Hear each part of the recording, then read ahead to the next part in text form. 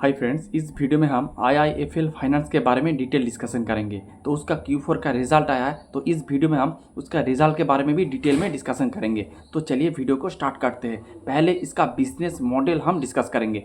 आप देखेंगे IIFL finance का अगर आप हिस्ट्री देखेंगे तो पहले ये लोग बहुत गोल्ड के ऊपर बहुत अपना जो बिजनेस है उसको एक्सपांड कर रहा था। लेकिन ये क्या हो रहा था, RBI ने एक को इसके ऊपर एक एम्बार्गो लगा दिया था, यानी कि कुछ बैन वगैरह लगा दिया था गोल्ड फाइनेंस के ऊपर, क्योंकि ये लोग जो गोल्ड फाइनेंस कर रहा है इसमें कुछ प्रॉब्लम या फिर कुछ दिक्कत RBI को नज़र में आ गया। इसीलिए जो गोल्ड फाइनेंस के ऊपर इन लोगों ने एम्बार्गो लगा दिया था। आप उसके बाद देखेंगे इसका स्टॉक बहुत अच्छे लेवल से गिरा था। फिर इन लोगों ने RBI के सामने अपना प्रूफ वगैरह दिया कि इसके बाद जो हम करेंगे वो सही से काम करेंगे। उसके बाद RBI ने इसके ऊपर जो एम्बार्गो लगा था, जो बैन लगा था, इसको इन लोगों ने घटा दिया। फिर इन लोगों ने गोल्ड के ऊपर बहुत तेज़ी से अपना एक्सपांसन करने लग गए। तो अभी आप देखेंगे इसका बुक का देखेंगे बुक का साइज़ देखेंगे, इसके पास अभी जो टोटल बुक है वो मोटा मोटी 1,08,000 करोड़। तो आप 1,00,000 करोड़ का बुक आप समझ सकते हैं। और उसमें से अगर आप AUM वाइज इसका आप सेग्रीगेशन करेंगे तो इसका ऑलमोस्ट 50% जो इसका बुक है वो गोल्ड लोन है, और 30% है इसका हाउसिंग लोन, और आपका मोटा मोटी 10% MSME है, और इसका कुछ MFI सेगमेंट है, यानी कि माइक्रो फाइनेंस सेगमेंट है, उसका परसेंटेज अगर आप देखेंगे मोटा मोटी 10% के आसपास है। और ये लोग अभी ट्राई कर रहा है, इसके पास मोटा मोटी आप देखेंगे 2-3 साल पहले ऑलमोस्ट 30 से 40% अनसिक्योर पार्ट था, लेकिन अब ये ट्राई कर रहा है अनसिक्योर्ड पार्ट को घटा के धीरे धीरे सिक्योर्ड पार्ट का पोजीशन बढ़ाने का ये लोग अभी ट्राई कर रहा है। तो इसीलिए आप देखेंगे अगर FY25 में देखेंगे तो इसका जो अनसिक्योर पोर्टफोलियो था वो था आपका ऑलमोस्ट 80%, अब वो बढ़ के हो चुका है 83%। और मैनेजमेंट का ये भी गाइडेंस है कि ये लोग जो अनसिक्योर वाला जो पार्ट है उसको ये लोग और भी इंक्रीज करेंगे। तो धीरे धीरे ये लोग अनसिक्योर से सिक्योर में शिफ्ट हो रहा है। उसके बाद अगर आप इसका ये मोटा मोटी बिजनेस मॉडल होगा, तो इसके पास 4 सेगमेंट, उसके साथ ये लोग जो को लेंडिंग भी करता है। को लेंडिंग का मतलब होता है बैंक और NBFC मिल के लोन वगैरह बांटते हैं। और इस को लेंडिंग में आप देखेंगे जो बैंक ज़्यादा इन्वेस्ट करता है और NBFC कम इन्वेस्ट करता है, लेकिन NBFC पूरा लोन को डिसबर्स करते हैं। फिर इसका कलेक्शन जो इसका जो पूरा जो प्रोसेसिंग जो पूरा काम का हेडेक लेता है NBFC। और लेकिन इसमें आप देखेंगे NBFC भी ये विन विन फैक्टर है, इसमें बैंक भी विन करता है, NBFC भी विन करता है। कोलेंडी के ऊपर एक डिटेल वीडियो हम बना देंगे अगले वीडियो में। तो अब चलते हैं। तो इसका मोटा मोटी 4 से 5 AUM का आप देखेंगे ब्रांचेस है। एक है gold loan 50%, house loan 30%, MSME 10%, micro finance 10%, और कुछ ये लोग मोटा मोटी जो आपका को लेंडिंग वगैरह करते हैं। और इसके MFI का सेगमेंट IIFL समस्ता करके है। तो ये आप देख सकते हैं, कभी आपको PPT पे अगर आप पढ़ेंगे तो उसमें देखेंगे IIFL समस्ता लिखा है, तो आप समझेंगे वो MFI सेगमेंट है। तो ये हो गया इसका बिजनेस मॉडल। तो इसका जो मेनली जो इसका मेन ग्रोथ ड्राइवर है इसका गोल्ड लोन सेगमेंट। तो गोल्ड लोन से 50% और अदर्स से आप देखेंगे 50% इसका रेवेन्यू आन होता है। फिर इसका अगर AUM का ग्रोथ देखेंगे तो 38% से इसका AUM ग्रो किया है, तो बहुत अच्छे रेट से इसका AUM का ग्रोथ है। और उसके बाद अगर आप इसका पैट देखेंगे तो 148% से ग्रो किया है, जो कि फैंटास्टिक है। तो अच्छा खासा ऑपरेटिंग लेवरेज इसको मिला है। फिर अगर आप इसका GNPA का नंबर देखेंगे वो 2.2 था FY25 में, FY26 में 1.5%, यानी कि आप देखेंगे इसका GNPA का नंबर अच्छे लेवल से मोटा मोटी डिक्रीज हुआ है, जो कि बहुत ही अच्छा है। फिर NNPA का नंबर 1 था, 1% था, वो गिर के आ चुका है 0.7%, वो भी अच्छे हैं। फिर इसका नेट इंटरेस्ट इनकम 13% से ग्रो किया है।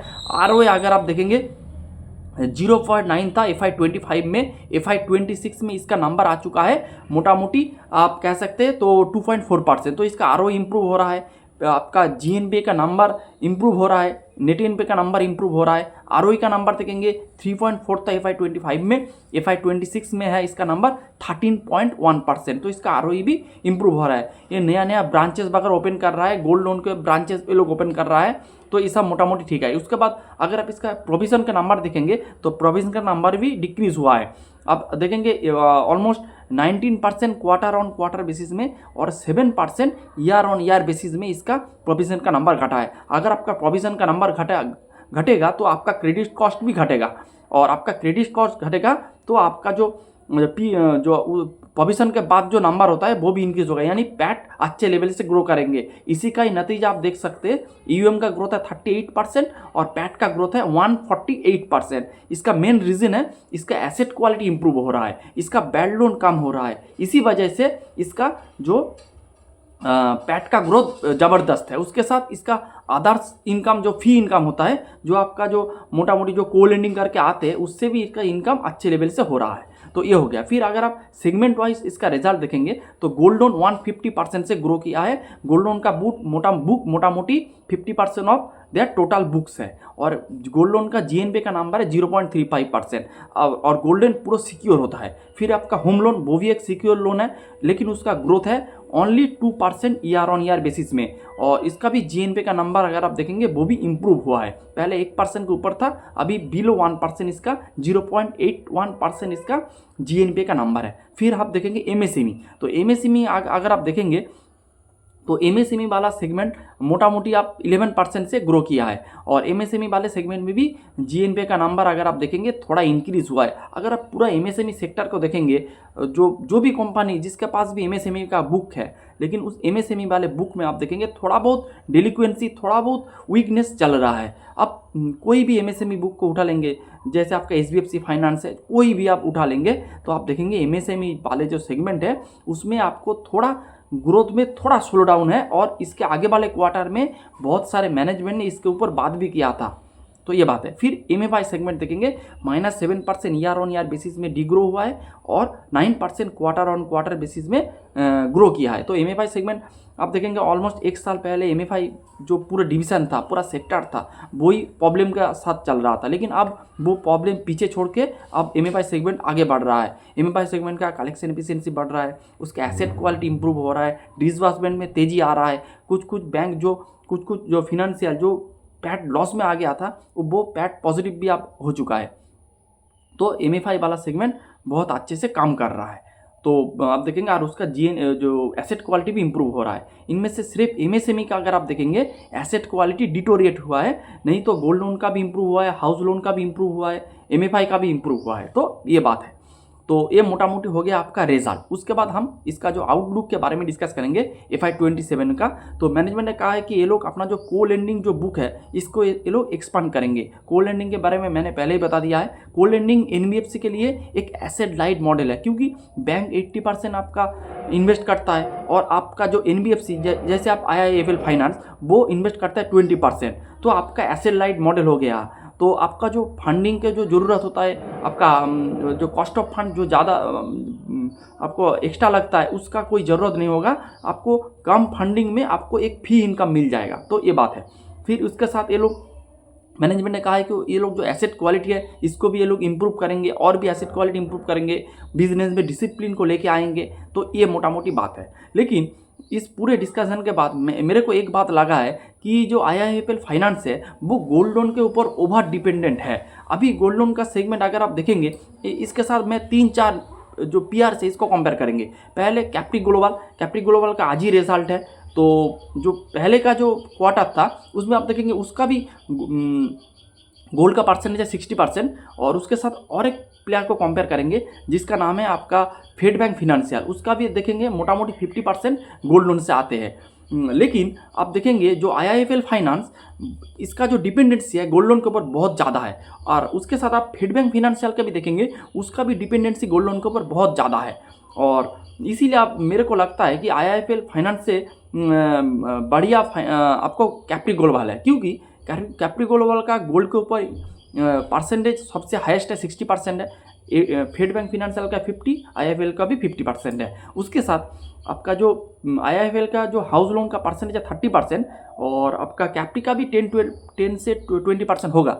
लेकिन आप देखेंगे उसका हाउसिंग लोन का जो इम्प्रूवमेंट है वो IIFL से ज़्यादा है। IIFL का हाउसिंग लोन 2% से ग्रो कर रहा है, लेकिन फेड बैंक फिनेंशियल का देखेंगे जो मोटा मोटी आप देखेंगे तो आपका जो कैप्री ग्लोबल का Q3 में इससे बेहतर ग्रोथ था। तो कैप्री ग्लोबल सिर्फ गोल्ड लोन के ऊपर डिपेंडेंट नहीं है, गोल्ड लोन तो बोलो बहुत तेज़ी से ग्रो कर रहा है, उसके साथ और जो इसका सेगमेंट है वो भी अच्छे लेवल से ग्रो कर रहा है। लेकिन Q4 का रिजल्ट देखना पड़ेगा, फिर मैं एक IIFL फाइनेंस, कैप्री ग्लोबल और फेड बैंक फिनेंशियल के बीच में एक कंपैरिजन वीडियो लेके आएंगे।